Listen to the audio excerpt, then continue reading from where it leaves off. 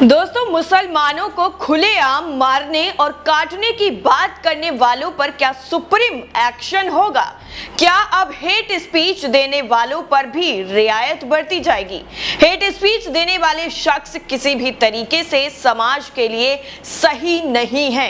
ये लोग सिर्फ लोगों के अंदर जहर घोलने के अलावा और जहरीले पेड़ उगाने के अलावा और कुछ नहीं करते हैं।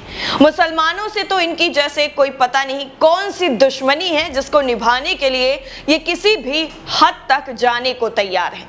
अब जितेंद्र नारायण त्यागी जो वसीम रिजवी से बना था और धर्म परिवर्तन कर दूसरे धर्म में आ गया था और उसके बाद अफसोस जताने के साथ साथ प्यार ना मिलने की बातें करता फिर रहा है।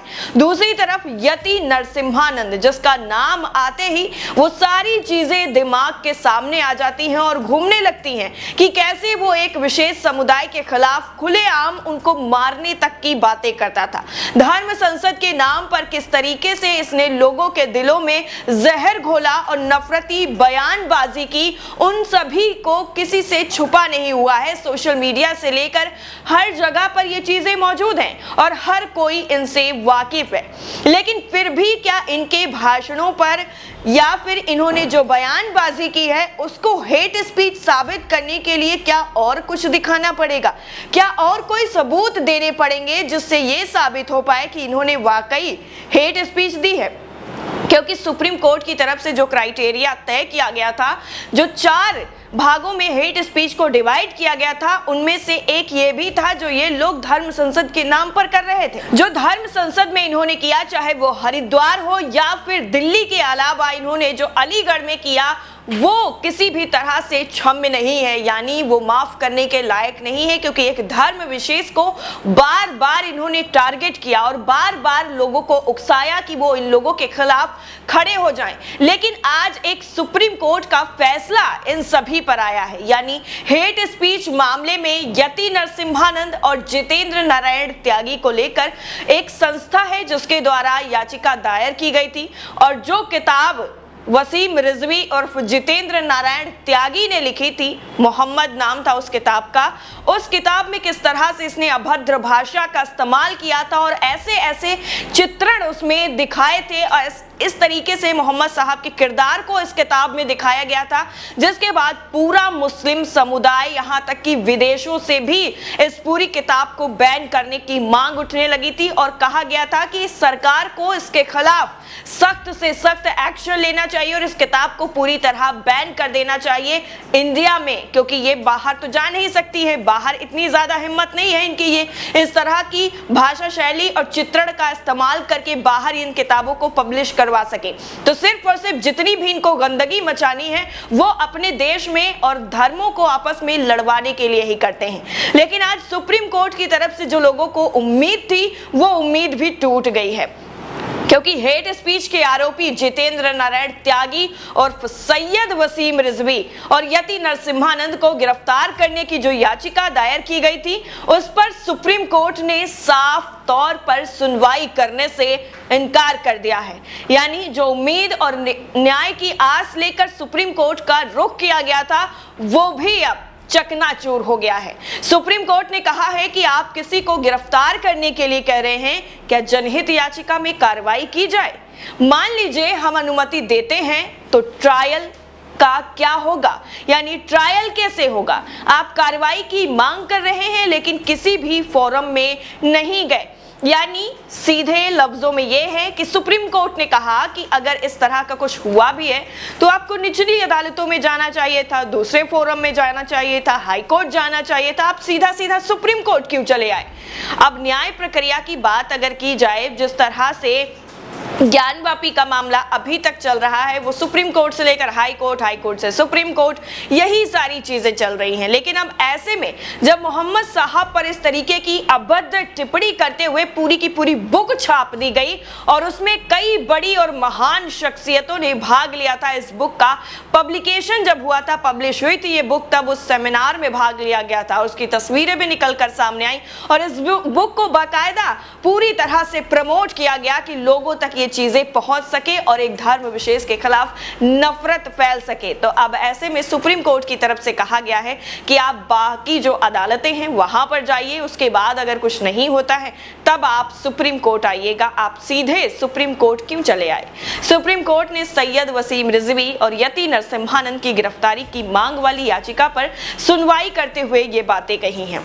अब याचिका में क्या लिखा गया था वो आपको बताते हैं। यानी जो एक संस्था है, मुसलमानों की संस्था है, उसने इस बुक के बारे में, वसीम रिजवी के बारे में और इसके साथ साथ यति नरसिम्हानंद जो हमारे तिरंगे झंडे का बहिष्कार करने की बातें करता है, उस यति नरसिम्हानंद को लेकर जो याचिका में लिखा गया था वो आपको बताते हैं। दरअसल इसमें लिखा गया था कि जो पुस्तक है मोहम्मद जो वसीम रिजवी ने लिखी है, इस पर प्रतिबंध लगाने के साथ साथ दोनों को यानी यति नरसिम्हानंद और वसीम रिजवी, इन दोनों को इस्लाम विरोधी, कुरान विरोधी, पैगंबर विरोधी टिप्पणी नहीं करने का निर्देश देने की प्रार्थना की गई थी।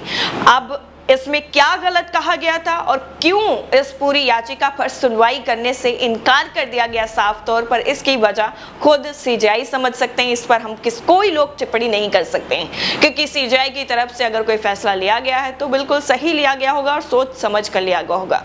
अब सीजीआई यूयू ललित ने इस पूरी याचिका पर कहा कि इस याचिका पर जो है हम सुनवाई नहीं कर सकते हैं, बेहतर होगा कि इसे वापस ले लिया जाए। यानी इस याचिका को जिसने दायर किया है उसे इसे वापस ले लेना चाहिए।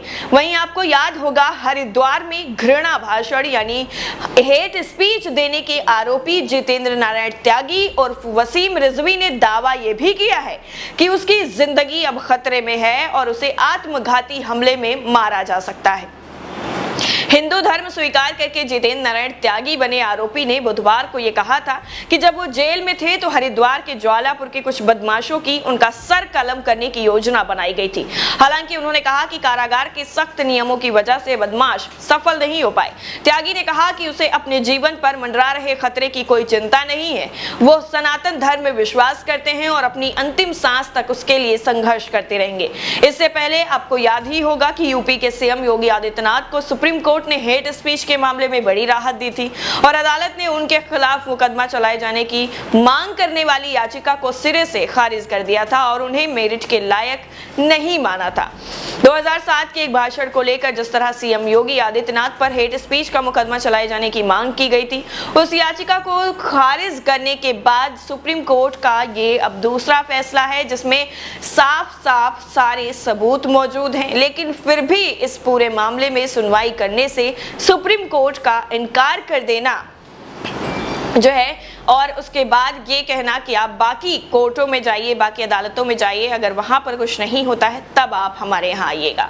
अदालत ने सीएम योगी की जो याचिका थी, उनके खिलाफ जो याचिका दायर की गई थी, उसमें कहा गया था कि अर्जी में मेरिट नहीं है जिसके आधार पर योगी आदित्यनाथ के खिलाफ केस चलाने की मंजूरी नहीं दी जा सकती है। अभी आपको याद होगा कि कल ही हमने आपको खबर दिखाई थी जिसमें सुप्रीम कोर्ट से ही एक धर्म पर यानी ईसाई धर्म और पादरियों पर जिस तरीके से हमले हो रहे हैं, उनके खिलाफ जिस तरह से षड्यंत्र लोगों के द्वारा रचा जा रहा है, उन सभी जो है हमलों को लेकर गृह मंत्रालय से रिपोर्ट तलब की गई है। गृह मंत्रालय से कहा गया है कि वो सारी रिपोर्ट सुप्रीम कोर्ट में पेश करें कि एक धर्म विशेष पर इस तरह के हमले लगातार क्यों हो रहे हैं। सुप्रीम कोर्ट ने पहले भी जो दिशा निर्देश दिए थे, क्या उन दिशा निर्देशों का पालन हो रहा है और उसके तहत कार्रवाइयां हो रही हैं? अगर कार्रवाइयां हो रही हैं तो इस तरीके के हमले आखिर बढ़ क्यों रहे हैं? आखिर उन पर रोक लगाने में गृह मंत्रालय पूरी तरीके से नाकामयाब क्यों हुआ जा रहा है?